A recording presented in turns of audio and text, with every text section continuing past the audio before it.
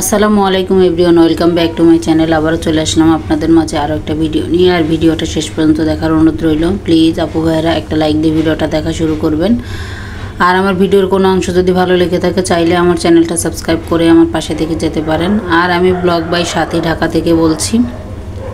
তো এখানে আমি শুটকি রান্না করব, তা কী কী নিয়ে নিলাম সেটা তো দেখিয়ে দিলাম আর কি। আর শুটকিটা এখন তেলে একটু ভেজে নিব। তা কাঁঠালের বিচি দিয়েই রান্না করব। তা প্রথম কাঁঠালের বিচি খাওয়া হচ্ছে। আর একদিন রান্না করতে চেয়েছিলাম আর কি, সেদিন দেখি যে কাঁঠালের বিচিগুলো অনেক শক্ত হয়ে গিয়েছে, তা রান্না করি নাই। তা আজকে আর কি রান্না করে নিচ্ছি। তাই যে এখানে শুটকিটা একটু তেলে ভেজে নিব, আর সঙ্গে পেঁয়াজও দিয়ে দিয়েছি। আর এভাবে যদি ভেজে রান্না করা হয় তাহলে খেতে ভালো লাগে। আর শুটকিটা কিন্তু আমি শুকনো খোলায় টেলে তারপরে ধুয়ে নিয়েছি আর কি। তা হলুদের গুঁড়া, মরিচের গুঁড়া, ধনিয়ার গুঁড়া, লবণ আমি সবগুলো একটু পানিতে মিশিয়ে তারপরে দিয়ে দিলাম। তাহলে এভাবে দিলে হবে কি বাটা মশলার একটা স্বাদ আসবে, তার জন্য দিলাম। তো এটা অপশনাল, কেউ না দিলে কোনো সমস্যা নেই। তা আমি এই যে এখন মশলাটা একটু কষিয়ে নিয়ে তারপর কাঁচামরিচ আর রসুন দিয়ে দিলাম। আর কাঁচামরিচ আর রসুনটা একটু ফালি করে দিয়েছি। রসুনটা কিন্তু আমি কুচি করিনি, ফালি করে দিয়েছি আর কি।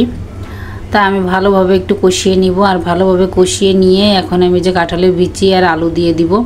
তা আমি একটু বড় বড় করে কেটে নিয়েছি আর কেটে ভালোভাবে ধুয়ে নিয়েছি। তা কাঁঠালের বিচির খোসাটা ফেলে দেইনি, ফেলে না দিলে কিন্তু দেখতে ভালো লাগে, তার জন্য আর কি।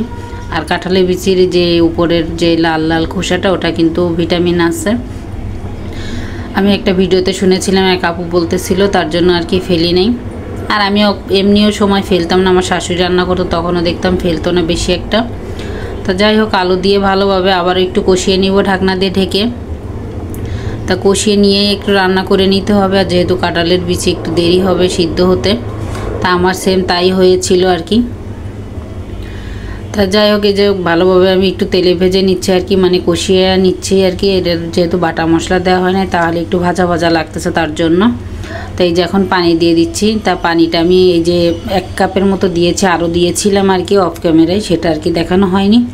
তা এখন দিয়ে দিলাম টমেটোটা দিয়ে ভালোভাবে নেড়ে চেড়ে এখন কিন্তু ঢেকে রাখবো। ঢেকে রেখে রান্না করে নিব। তারপরে আমার কাঁঠালের বিচি সিদ্ধ হয়েছিল না, পরে আবারও পানি দিয়ে আমি সিদ্ধ করে নিয়েছিলাম অফ ক্যামেরায়। তাই এত বারবার যদি দেখাতে চাই তা ভিডিওটা অনেক বড় হয়ে যাবে, দেখে আর কি ভিডিওটা দেখাইনি। তা যাই হোক, দেখুন অনেকটাই আর কি হয়ে আসার মতো হয়ে গিয়েছে, কিন্তু আমি কিন্তু পানিটা একদমই শুকিয়ে নিব। তো টমেটোটাও অনেকটাই গলে গিয়েছে। আর তরকারি কালারটা দেখুন কত সুন্দর লাগছে আর কি। তা আবারও ঢেকে দিচ্ছি, ঢেকে দিয়ে রান্না করে নিব আর কি। এখন এই যে আবারও ঢাকনাটা উঠিয়ে নিচ্ছি। ঢাকনাটা উঠিয়ে নিয়ে আবারও একটু নেড়ে চেড়ে দিব, আর একটু ভেঙে দিব, আলুগুলো একটু ভেঙে দিব। আর কাঁঠালের বিচি যেহেতু সিদ্ধ হয়নি, কাঁঠালের বিচি কিন্তু ভাঙবে না। আলুগুলো ভালোভাবে ভেঙে দিলে হবে কি, গ্রেভিটা অনেক ঘন হবে, খেতেও ভালো লাগবে। আর শুটকি তো ঝোল রাখলেও ভালো লাগে, কিন্তু আমি ঝোল রাখবো না আর কি, ঝোলটা একদমই শুকিয়ে ফেলবো। তাই এভাবে যদি রান্না কেউ না করে থাকেন, কেউ অবশ্যই রান্না করে খেয়ে দেখবেন, খেতে খুবই ভালো লাগে আর কি। আর আজকে শপিংয়ে গিয়েছিলাম, কিছু কিনে নিয়ে এসেছি। আর কী কী কিনে নিয়ে এসেছি সেটা আপনাদের মাঝে শেয়ার করব। তা দেখুন, আলুগুলো কিন্তু আমি ভালোভাবে কিন্তু ভেঙে দিচ্ছি আর কি। আর এইভাবে ভেঙেই রান্না করতে হবে। আর অনেকে আছে রান্না কিন্তু ভেঙে করে না আর কি। তারপর আমি কিন্তু দেখিয়ে দিলাম আমি কিভাবে রান্না করি সেটা। তা আবারও ঢেকে রান্না করে নিয়েছি। আর এখন কিন্তু ধনিয়া পাতা দিয়ে দিব। ধনিয়া পাতা দিয়ে তারপরে একটু নেড়ে চেড়ে নিব আবারও। আর বেশিক্ষণ রান্না করব না। আর অল্প একটু ঝোল থাকবে, সেটা কিন্তু শুকিয়ে যাবে। নামিয়ে রাখলে কিন্তু ওই গরমে কিন্তু পানিটা শুকিয়ে যাবে। তা আমার রান্নাটা কিন্তু হয়ে গিয়েছে, দেখুন একদমই কিন্তু শুকিয়ে গিয়েছে পানি, অল্প অল্প পানি আছে। আর এই পানিটা কিন্তু থাকবে না, রান্নাটা হয়ে গিয়েছে। আবার একটু ডেকে ঢাকনাটা উঠিয়ে দেখে নিব আর কি। আর ঢাকনাটা উঠিয়ে যে এখন আবার একটু নেড়ে দিচ্ছি। তো আপু ভাইয়ারা অনেক নতুন নতুন আপুরা এসেছে, আর ভাইয়ারাও এসেছে। তাদেরকে অবশ্যই আমি পরে আর কি তাদের ভিডিওতে যাব। আমি টাইম পাচ্ছি না, একটু সময়ের সমস্যা হচ্ছে। যাই হোক, যারা এসেছেন কেউ চলে যাবেন না, সবাইকে বলতেছি সবাই থাকবেন। অবশ্যই আমি তাদের মাঝে যাব আর তাদের ভিডিও দেখব। একটু সময় লাগবে, সঙ্গে সঙ্গে বলে তো আর যাওয়া হয় না, একটু টাইম লাগে আর কি।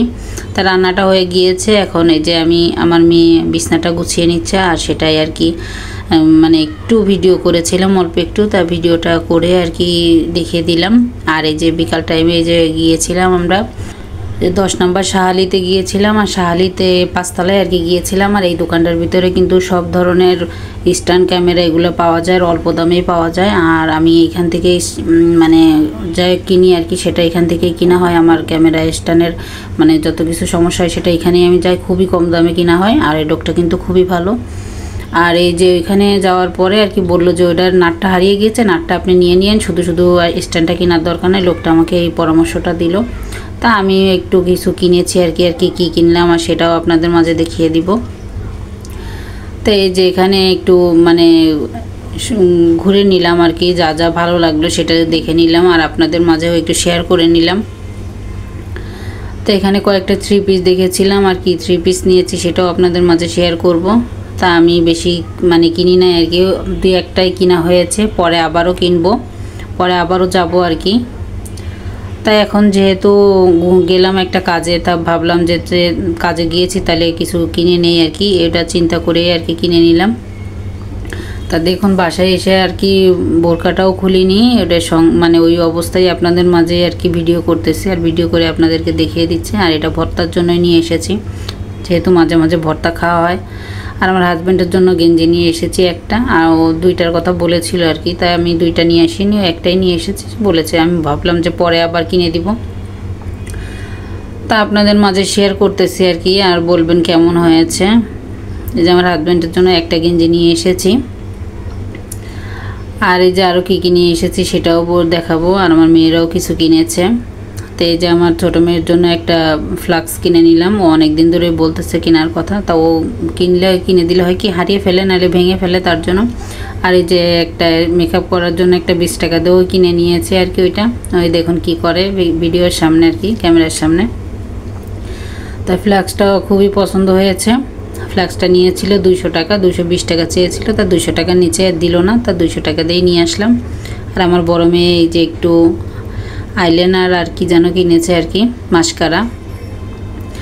আর এই যে এগুলো আর কি দেখিয়ে দিলাম, এটা আমার বড় মেয়েই কিনেছে ওর টাকা দিয়েই আর কি।